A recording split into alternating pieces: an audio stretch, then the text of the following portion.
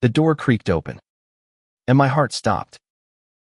I was sprawled across my bed, shirtless, hands slipping beneath the waistband of my jeans, lost in a haze of private thoughts until Uncle Ethan's silhouette filled the doorway. His sharp intake of breath sliced through the silence.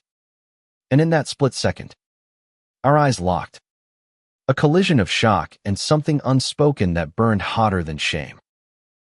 I yanked the blanket over myself, my face flaming. But Ethan didn't move. He stood frozen, his broad shoulders tense, his jaw tight, like he'd stumbled into a scene he couldn't unsee. "Tu didn't know you were home," he stammered, his voice low and rough, before he turned and vanished down the hall. The apartment felt too small after that, the walls closing in with the weight of what had just happened. I was 19, living in his Brooklyn flat for the summer while I figured out college. And now I'd ruined everything. Or so I thought. The next morning, Ethan avoided my gaze over breakfast.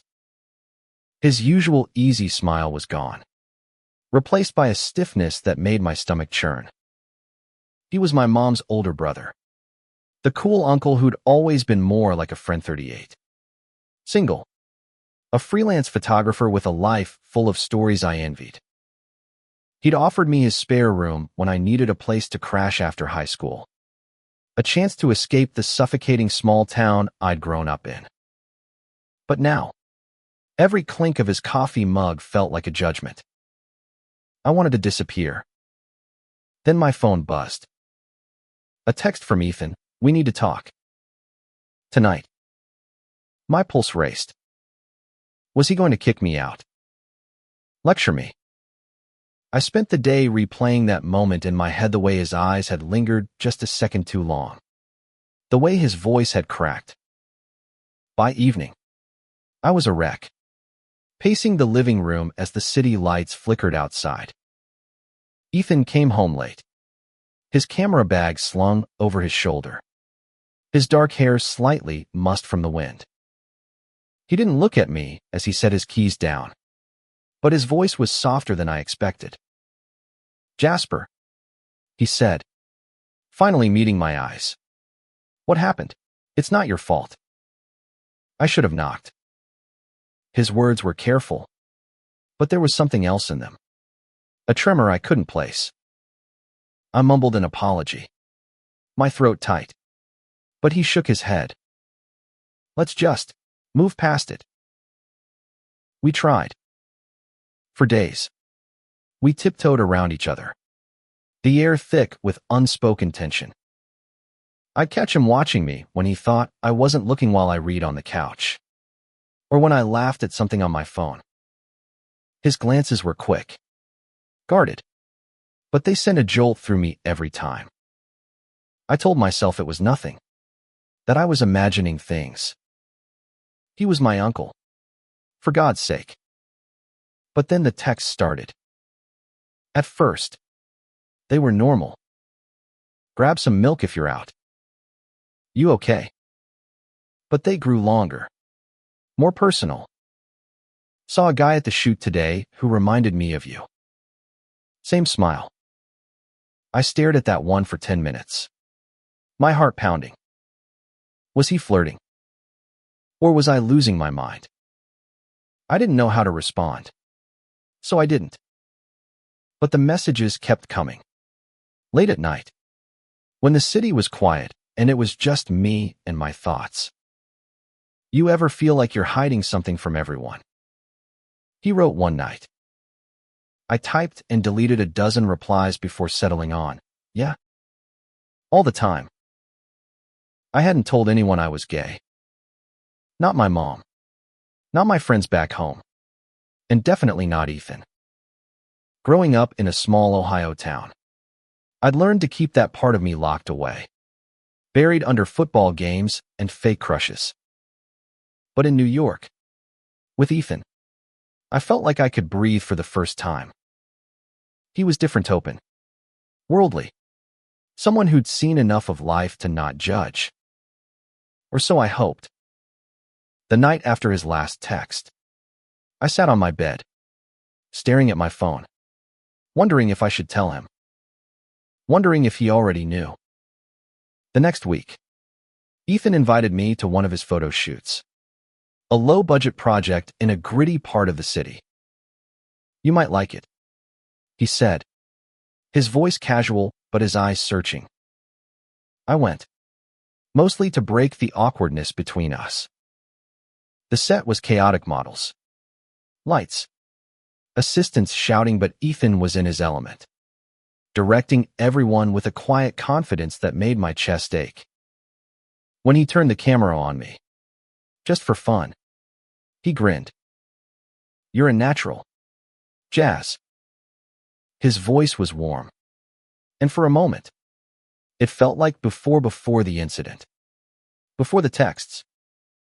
But that night, back at the apartment, something shifted.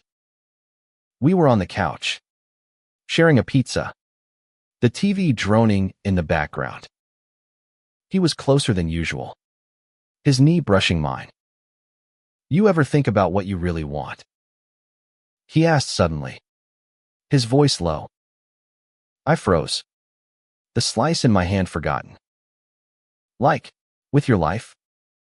I mumbled, dodging the question. He shook his head, his eyes intense. "Not your life. Your heart." I couldn't breathe. The room felt too warm, the space between us too small. I wanted to tell him everything: how I'd known I was gay since I was 13.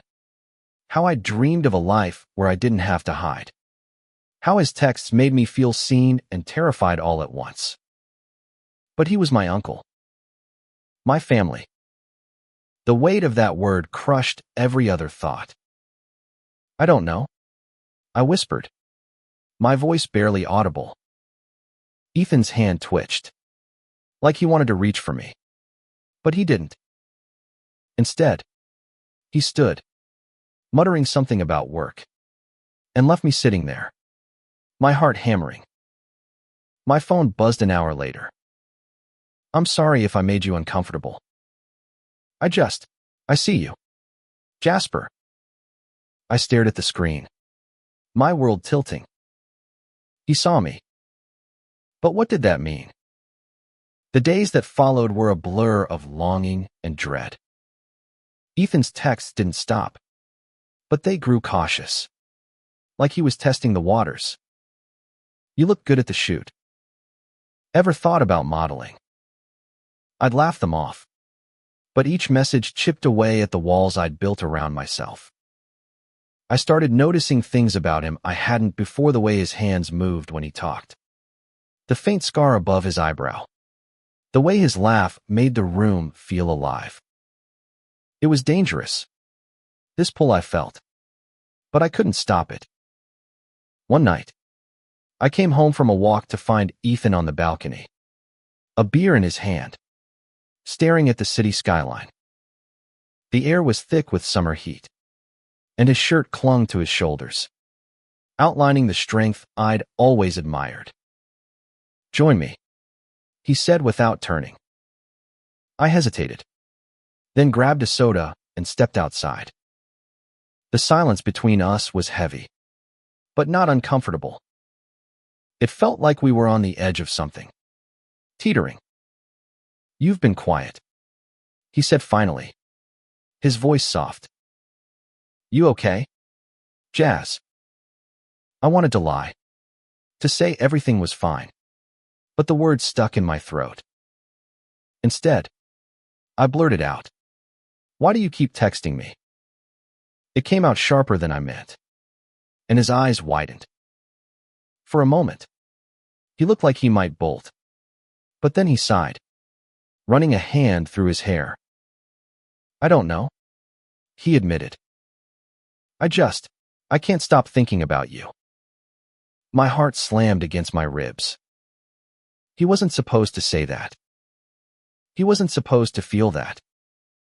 But the truth was, I couldn't stop thinking about him either. The moment stretched, charged with everything we weren't saying. Then he stepped closer, his breath warm against my cheek. "Tell me to stop, Jasper," he whispered. "Tell me this is wrong." I should have. I knew I should have. But I didn't. Instead, I leaned in, my lips brushing his. Tentative at first, then desperate. His hands found my waist, pulling me closer. And for a moment, the world disappeared. It was just us. The city humming below, the stars drowned out by the lights. But then he pulled back, his face pale. "We can't," he said, his voice breaking. "You're my nephew." The word was a slap, dragging us back to reality. He turned away, gripping the railing, and I stood there, my body trembling with want and shame. "I'm sorry," I mumbled, fleeing to my room. That night, I lay awake, replaying the kiss, the way his hands had felt, the way his voice had cracked. My phone stayed silent, and for the first time in weeks, I wished it wouldn't. The next morning, Ethan was gone before I woke up. A note on the counter said he'd be at a shoot all day. I tried to distract myself scrolling through X, wandering the city, but my thoughts kept circling back to him. I knew what we'd done was wrong, that it could tear our family apart, but I couldn't shake the feeling that it was also right. That kiss had felt like the truest thing I'd ever done.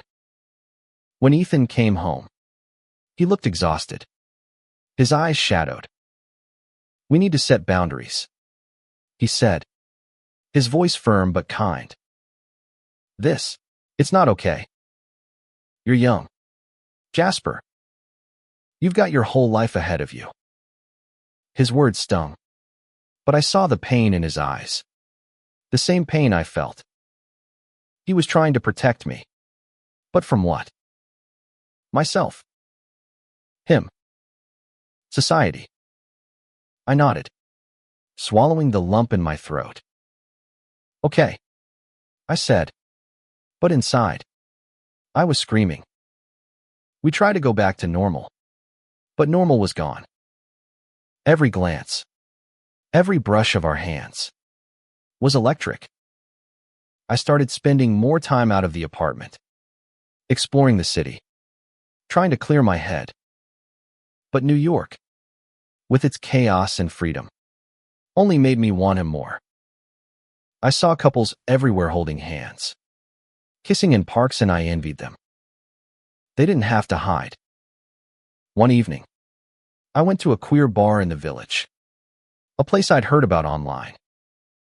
It was loud, vibrant, full of people who didn't care who I loved. I met a guy named Leo, a painter with a quick smile and kind eyes. We talked for hours, and when he kissed me, it was nice, safe, uncomplicated. But it wasn't Ethan. I went home that night, my head spinning, and found Ethan waiting up, his face unreadable. "You were out late," he said, his voice tight. I shrugged, trying to play it cool, but he stepped closer, his eyes searching mine. "Were you with someone?" The question hung between us, heavy with jealousy he had no right to feel. I wanted to lie, to hurt him, but I couldn't. "Yeah," I said softly, but it didn't mean anything. His shoulders sagged, and for a moment, I thought he might cry. Instead, he pulled me into a hug, his arms tight around me. "I don't know how to do this," he whispered. "I don't know how to let you go." I clung to him, my heart breaking, because I didn't know either. The weeks that followed were torture. Ethan and I danced around each other, caught in a cycle of longing and restraint.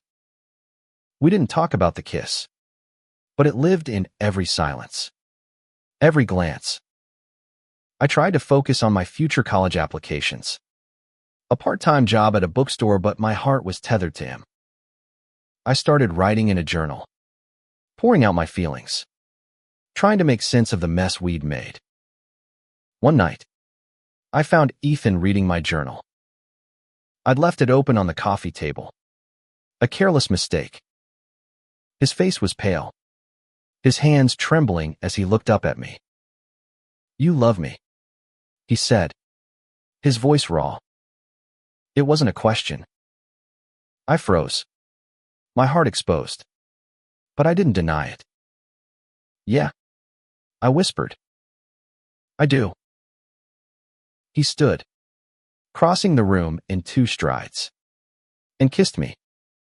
This time, there was no hesitation, no pulling back. It was fierce, desperate, like we were drowning and this was our last breath. We stumbled to his room, clothes falling away. And for one night, we let ourselves have what we'd been fighting. It was beautiful and heartbreaking, a moment I knew we'd pay for. The next morning, reality crashed in. Ethan was quiet, his face drawn as he made coffee. "We can't keep doing this," he said, his voice heavy with guilt. "It's not just about us. It's your mom, our family, the world out there." I knew he was right, but it didn't make it hurt less. I wanted to scream, to beg him to choose me, but I saw the toll it was taking on him. He was tearing himself apart, trying to be the responsible one. I decided to leave. Not forever, but for a while. I found a cheap sublet in Manhattan, using my bookstore wages to cover it. Ethan didn't try to stop me, but the day I moved out, he hugged me so tightly I could barely breathe. "You're braver than me, Jazz," he whispered. "Don't ever hide who you are." His words stayed with me, a lifeline in the storm. I threw myself into my new life. I came out to my mom over the phone, my voice shaking as I told her I was gay. She was quiet for a long time, then said, "I just want you to be happy." It wasn't perfect, but it was a start. I made friends at the bookstore, joined a queer student group, and started to feel like I belonged. But I missed Ethan every day. Months later, I got a text from him. "I'm proud of you." It was simple, but it broke me. I called him, and we talked for hours about life, about love, about the mistakes we'd made. He told me he was seeing a therapist, working through his own fears and guilt. "I loved you too," he admitted, his voice soft. "But not the way you deserved. You need someone who can love you out loud." Those words became my mantra. I started dating again, slowly, finding people who made me feel seen without shame. I visited Ethan sometimes, and we rebuilt our relationship not as lovers, but as family, as friends. It wasn't easy, but it was honest. The world wasn't kind to people like us, but we were learning to be kind to ourselves. One evening, I stood on my tiny Manhattan balcony, watching the city glow. I thought about the boy I'd been, hiding in that small Ohio town, and the man I was becoming. I thought about Ethan, and the love we'd shared, brief and flawed, but real. It had cracked me open, forced me to face myself, and in that pain, I'd found freedom. I wasn't hiding anymore, and that was enough.